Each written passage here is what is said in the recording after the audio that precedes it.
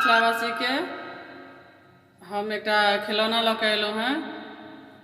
कोशिश यह है जे सब आदमी के नीक लागत। तो हम शालिनी झा छी, ई तऽ परिचय जरूर जानै छी। आ ई अर्चना झा छथि हमर दीदी।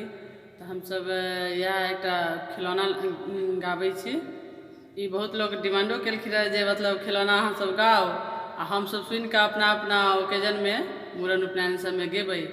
तो हमरा सबके बहुत आर खुशी लागल है जे कम से कम एते तो हमरा सबके सपोर्ट कर रहल छथि, गीत सुनै छथि। तो हमरा बढ़िया लागल।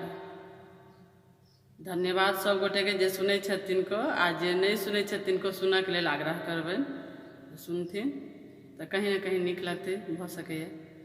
कोशिश यह है जे सब आदमी के नीक लागत। धन्यवाद।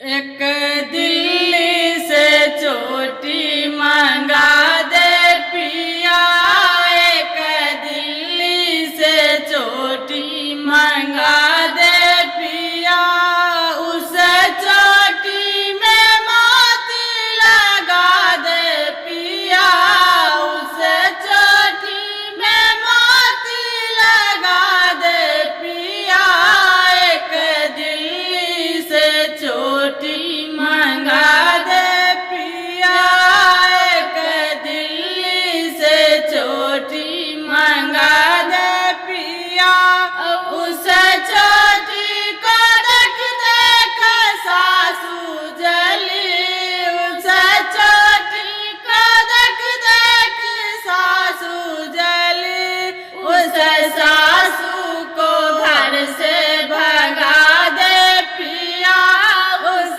सासू को घर से भगा दे पिया, एक दिल्ली से चोटी मंगा दे पिया, उस चोटी में मोती लगा दे पिया, उस चोटी में मोती लगा दे पिया, एक दिल्ली से चोटी मंगा दे पिया, उस चोटी को देख देख गोतनी जली, उस चोटी को देख देख गोतनी जली, उस गोतनी को अलग करा दे पिया, उस गोतनी को अलग करा दे पिया, एक दिल्ली से चोटी मंगा दे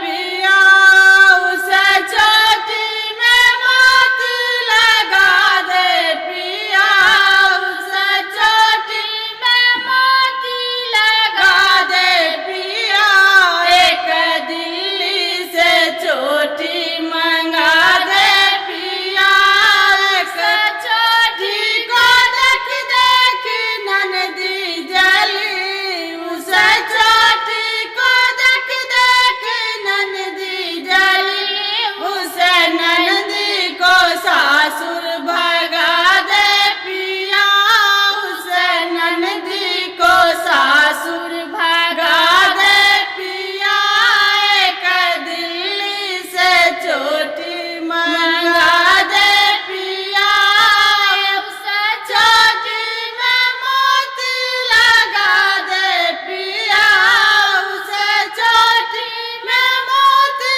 लगा दे पिया, एक दिल्ली से चोटी मंगा दे पिया, एक दिल्ली से चोटी मंगा दे पिया।